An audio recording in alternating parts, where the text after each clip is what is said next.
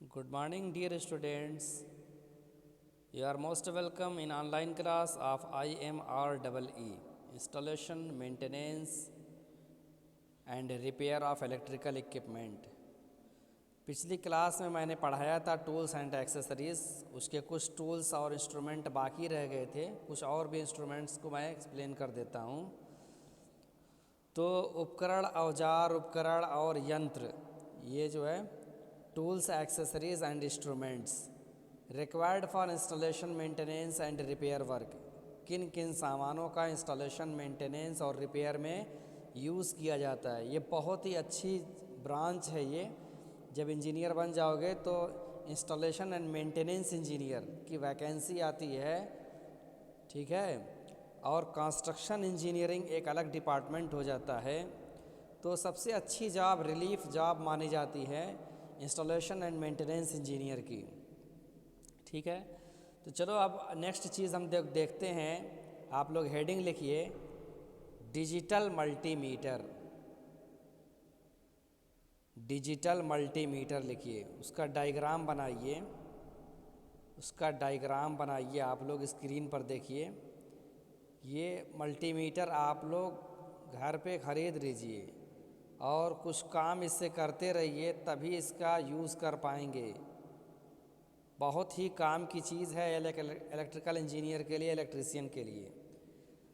तो चलिए देखते हैं, मार्केट में ये 150-200 के आसपास में मिलता है मल्टीमीटर। क्या क्या इसके ऑप्शन होते हैं, क्या क्या वर्किंग होती है, देखिए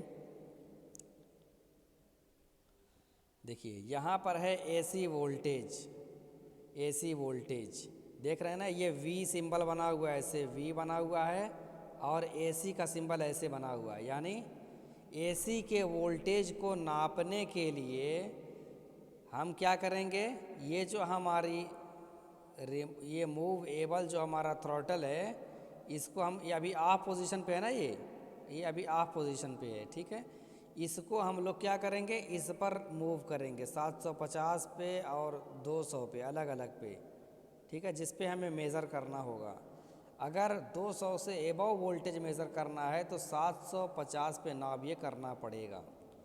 यहाँ से हम एसी वोल्टेज मेज़र कर सकते हैं। ये नाप दी हुई है, ठीक है। वोल्टेज ओम मिली एम्पियर लिखा है ना, वहाँ पे ये पी यानी रेड कलर वाली नाप यूज़ लगा देना है और ब्लैक कलर वाली यानी कॉमन जिसको हम कहते हैं वो इसमें लगा देना है, ठीक है। इसमें ब्लैक और इसमें रेड कलर की। V for voltage, ohm, milliampere, ये सब यहाँ पर बना हुआ है, इसमें ये देना है, ठीक। चलो नेक्स्ट देखते हैं कि डीसी करंट नापने के लिए क्या करना होगा। इसी नाब को हमको यहाँ पे लगाना होगा। ये देख रहे हैं ना, कितनी रिलेटेड करंट लिखी हुई है। जिस करंट की मेज़रमेंट आपको करनी है, जितने अमाउंट की, उतने अमाउंट पर आपको लगाना पड़ेगा, ठीक है। जितनी मेज़र करना हो उससे ज़्यादा वाले पे लगी हो, कम पे ना लगी हो, नहीं तो ये मल्टीमीटर ख़राब हो जाएगा। अच्छा, थर्ड पॉइंट देखिए, ये कॉन्टीन्यूटी नापने के लिए होता है। किसी तार में, किसी कंडक्टर में सप्लाई जा रही है कि नहीं, कॉन्टीन्यूटी है कि नहीं, तार ये अच्छा है या बीच में से कटा हुआ है, इसकी कॉन्टीन्यूटी चेक करने के लिए हम ये, इस पर हमको ये नॉब जो है घुमा करके क्या करना पड़ेगा, इस पर घुमा के करना पड़ेगा। और तार के दोनों सिरे पर जब हम लीड को लगाएंगे तो बीप का साउंड देगा, ठीक है। तो हमें पता चल जाएगा कि ये तार हमारा सही है, वर्किंग कंडीशन में है। अगर बीप का साउंड नहीं देता है तो हमारा, इसका मतलब कि हमारा तार ख़राब है। इसी तरीके से अब देखो, यहाँ पर ये ऑफ पोजीशन लिखा हुआ है, यहाँ पे नॉब कर देंगे। जब यूज़ करने के बाद आखिरी में जब मल्टीमीटर रखते हैं तो यहाँ ऑफ़ कर देते हैं, ठीक है। ऑफ पोजीशन पे रखते हैं क्योंकि इसमें बैटरी लगी होती है, ख़राब हो जाएगी। चलो नेक्स्ट देखते हैं, डीसी वोल्टेज नापने के लिए क्या करना पड़ेगा। जब हमें किसी बैटरी के वोल्टेज को नापना हो तो ये लिखा हुआ है ना, ये देखिए, ये लिखा हुआ है 200 मिली वोल्ट से लेकर के 1000 डीसी वोल्ट तक का, ये मापने के लिए हमको इस पर अलग अलग नाप लगाना पड़ेगा। अच्छा, यहाँ पर देखिए ओम्स रेजिस्टेंस, यहाँ पे रेजिस्टेंस नापने के लिए यहाँ पे नाप करनी पड़ेगी। और ये ट्रांजिस्टर टेस्ट है ये, ठीक है। एनपीएन और पीएनपी ट्रांजिस्टर होते हैं ना, ठीक है, एमीटर कलेक्टर बेस सब बने होते हैं, उसमें यहाँ पर खोस देना रहता है तो उससे पता चल जाएगा उसका, ठीक है। तो ये आप लोग डायग्राम बना लीजिए और मल्टीमीटर को अच्छे से समझ लीजिए कैसे यूज़ किया जाता है, बहुत काम की चीज़ है, इसको घर पे ख़रीद लीजिए, काम करते रहिए। डेफिनेशन लिख लीजिए, डेफिनेशन लिखिए मल्टीमीटर की, इलेक्ट्रिकल के स्टूडेंट्स डेफिनेशन लिखिए। मल्टीमीटर एक ऐसा उपकरण है जो कई भौतिक राशियों प्रायः करेंट, वोल्टेज, रेजिस्टेंस, ठीक है, कॉन्टिन्यूटी आदि को मापने के लिए काम में आता है, यूज़ करते हैं। पहले एनालॉग मल्टीमीटर प्रचलन में आए, किंतु इलेक्ट्रॉनिक्स के विकास के साथ आजकल डिजिटल मल्टीमीटर भी खूब प्रचलन में आ गए हैं। यानी आजकल डिजिटल मल्टीमीटर से ही काम किया जाता है। नोटबुक पे नोट कीजिए इसको, ठीक है, मैं नोटबुक चेक करूँगा। चलो नेक्स्ट देखते हैं। अब ये है क्या है, आप लोग नाम बताइए। इसका नाम है क्लैंप मीटर। इसका नाम क्या है? Clamp meter. जो डिजिटल मल्टीमीटर है उसमें एसी करंट को मेज़र करने के लिए कोई ऑप्शन नहीं दिया हुआ है, सिर्फ डीसी करंट ही मेज़र कर सकते हैं, और AC voltage DC voltage measure करने का उसमें ऑप्शन है। लेकिन ये हमारा एक क्लैंप मीटर है, इसमें जब एसी करंट को मापना हो कि कितने एम्पियर की करंट तार में फ्लो हो रही है, तो हम इस क्लैंप मीटर को यूज़ करेंगे, ठीक है। यहाँ पे नाब दी हुई है हमारी, ठीक है, ऑफ पोजीशन पे है ये अभी। देखो यहाँ पे ये करंट का सिंबल दिया हुआ ना है, ऐसे ए बना हुआ है और ये एसी करंट का सिंबल है। तो यहाँ पे हमारी नाब कनेक्ट कर देंगे, इधर लगा देंगे हम, ये रोटरी को यहाँ पे मूव करेंगे। और यहाँ पर मैंने पहले बताया था कि रेड कलर का जो लीड होगा पी, यानी रेड कलर में लगा देंगे पी वाले में, और कॉमन में ब्लैक वाली लीड लगाएंगे कनेक्ट करके, ठीक है। ये रोटरी यहाँ पर मूव करेंगे, जितनी करंट एम्पियर करना हो, मेज़र करना हो, उसके हिसाब से यहाँ पर कनेक्ट करते हैं। चलो ये हो गया हमारा क्लैंप मीटर। अच्छा, किसी भी तार में कितने अमाउंट की करंट फ्लो हो रही है ये मेज़र करने के लिए ये हमारा पुश बटन की तरह है। ये आप देख रहे हैं ना, ये येलो कलर का, ये पुश बटन है। जब ये हम दबाएंगे तो ये जा है जबड़ा, ये खुलेगा, ये ओपन माउथ हो जाएगा, ठीक है। जब ओपन माउथ हो जाएगा तो इसके अंदर तार को ले लेंगे हम, ठीक है, ऐसे उसके अंदर तार ले लेंगे और फिर ये छोड़ देंगे स्विच। तो इस वायर में कितनी एम्पियर की करंट फ्लो हो रही है यहाँ पर 7 सेगमेंट डिस्प्ले के अंदर पता चल जाएगा, ठीक है। ये हो गया हमारा क्लैंप मीटर, ठीक है, क्लैंप मीटर। ये पता चल गया कि क्लैंप मीटर किसको कहते हैं। चलो नेक्स्ट हेडिंग लिखो आप लोग, मेगर। नेक्स्ट हेडिंग लिखिए मेगर। ये डायग्राम बनाइए आप लोग, स्क्रीन पर डायग्राम दिख रहा है ना, कभी देख करके अनजान मत हो जाना कि ये क्या चीज़ है, हमने तो कभी देखा ही नहीं, ठीक है।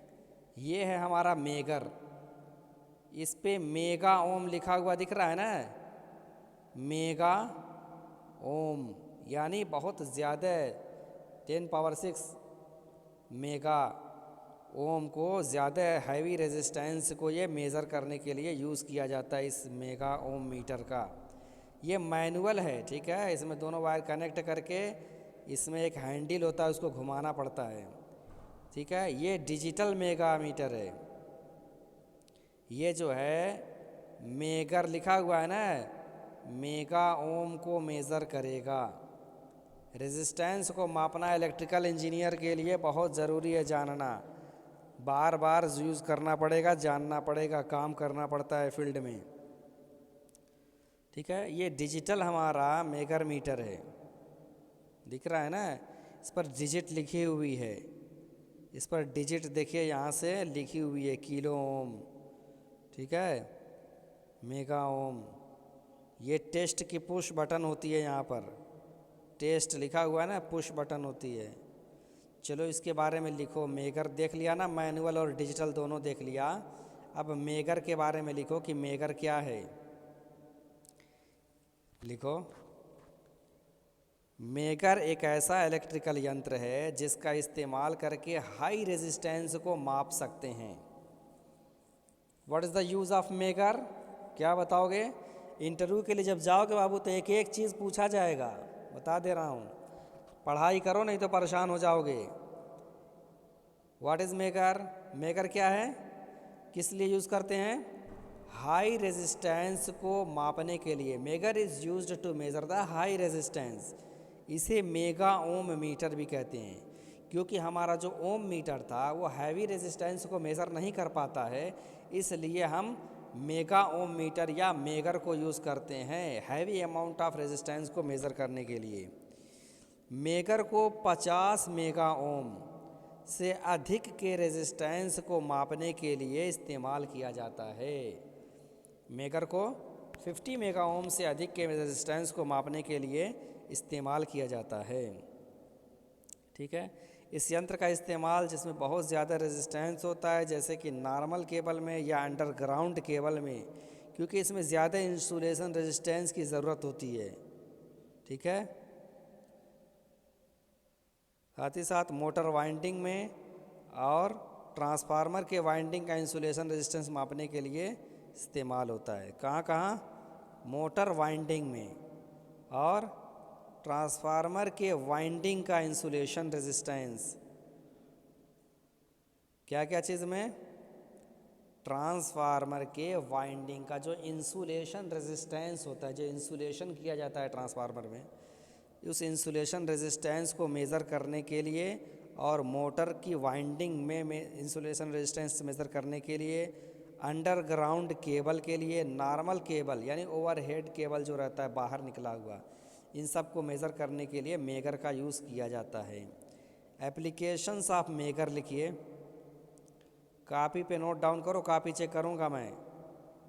इतना ठहर ठहर के पढ़ा रहा हूँ सिर्फ डिप्लोमा लेवल के लिए। Otherwise, you should be aware of that in engineering college, when I used to taught in Maharashtra, I used to teach only in English language. Hindi word, there was prohibition to use Hindi word.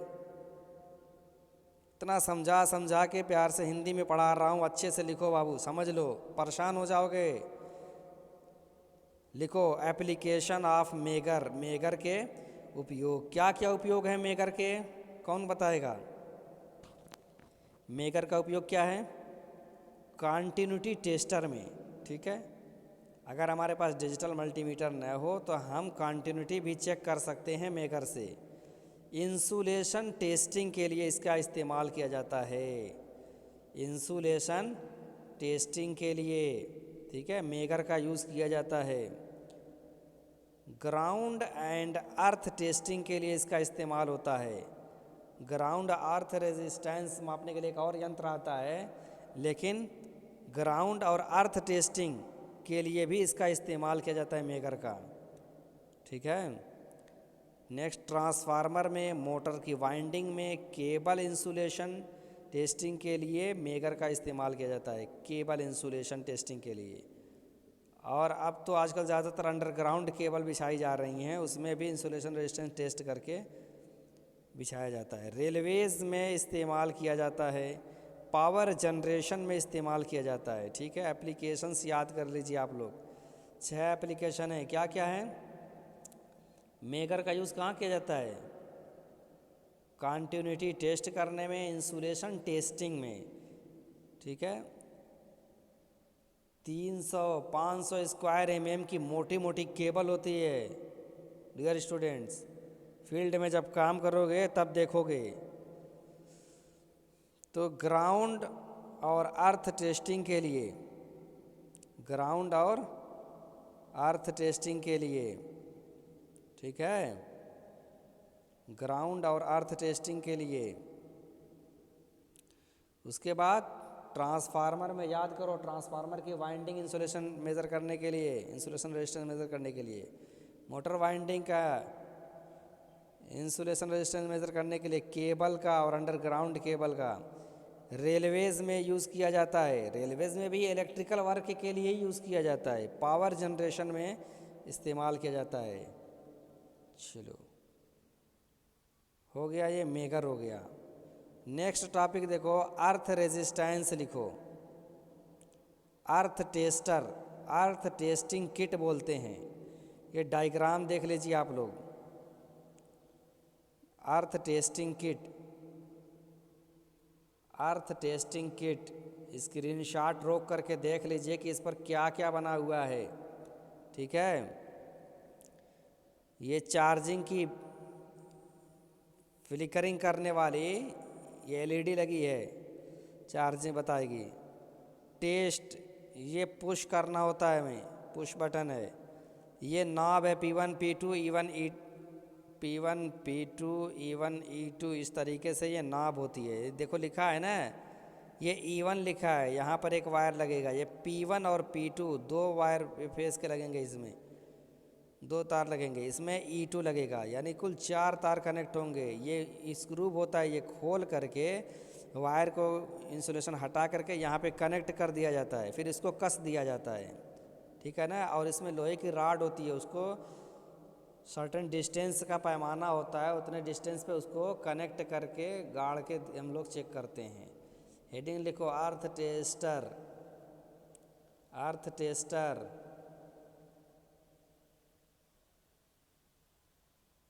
Earth tester लिखो बाबू, अर्थ tester लिखो। जब किसी संस्था, यानी बड़ी संस्था, college, organisation, company, जब किसी संस्था या पावर हाउस या छोटे सब स्टेशन के लिए अर्थिंग करते हैं, मतलब कहीं भी अर्थिंग करना हो, जैसे कंपनी में इसी अकॉर्डिंग जो है किया जाता है। किसी संस्था, पावर हाउस, छोटे सब स्टेशन या कंपनी में अर्थिंग करते हैं, तो हमें अर्थिंग करने से पहले यह सुनिश्चित करना होता है कि जहां पर हम अर्थिंग कर रहे हैं उस जगह की ज़मीन का प्रतिरोध कितना है। कितना प्रतिरोध रहना चाहिए, मालूम है किसी को? आज दिमाग में बैठा लो। अर्थिंग के लिए ज़मीन का प्रतिरोध 1 ओम से कम होना चाहिए।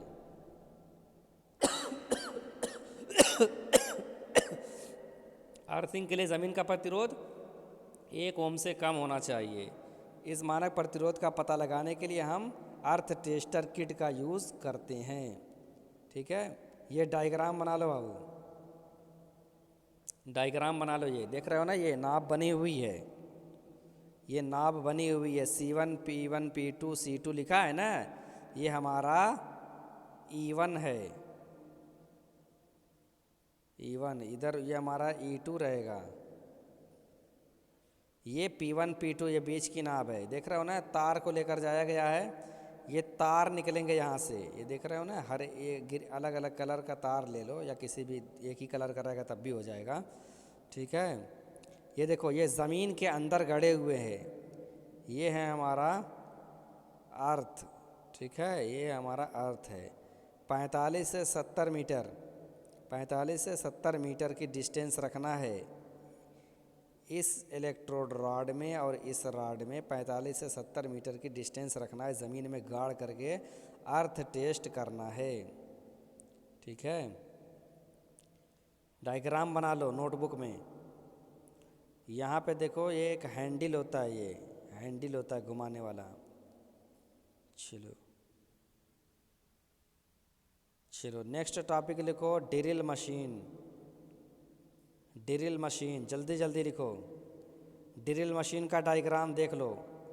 ये कौन सी है, ये मत बोलना कि ये भी सप्लाई वाली है। ये बैटरी ऑपरेटेड है बाबू, ये बैटरी ऑपरेटेड ड्रिल मशीन है, आजकल बहुत प्रचलित है ये भी हैंड ड्रिल मशीन है, AC सप्लाई वाली, सिंगल फेज सप्लाई। ये देखो, ये सब तुम लोग देखे होगे दुकानों पे काम कराने लेकर जाते हो ना, ये सब ड्रिल मशीन कहलाती है। चलो, ड्रिल मशीन के बारे में लिखो, किसको कहते हैं ड्रिल मशीन, लिखो जल्दी। वर्कशॉप में लिखो, वर्कशॉप में किसी भी प्रकार के जॉब में छेद करने की प्रक्रिया को ड्रिलिंग कहते हैं। छेद करने प्रक्रिया को ड्रिलिंग कहते हैं। यह प्रक्रिया जिस मशीन से की जाती है उस मशीन को ड्रिल मशीन कहते हैं। इन मशीनों में छोटे बड़े प्रकार के ड्रिल बिट होती है, ठीक है, लगा करके अपनी आवश्यकता अनुसार बड़ा सुराख छोटा सुराख किया जा सकता है। ड्रिल मशीनों के प्रकार, वर्कशॉप में किसी भी प्रकार के जॉब में छेद करने की प्रक्रिया को ड्रिलिंग मशीन कहते हैं, ठीक है ना।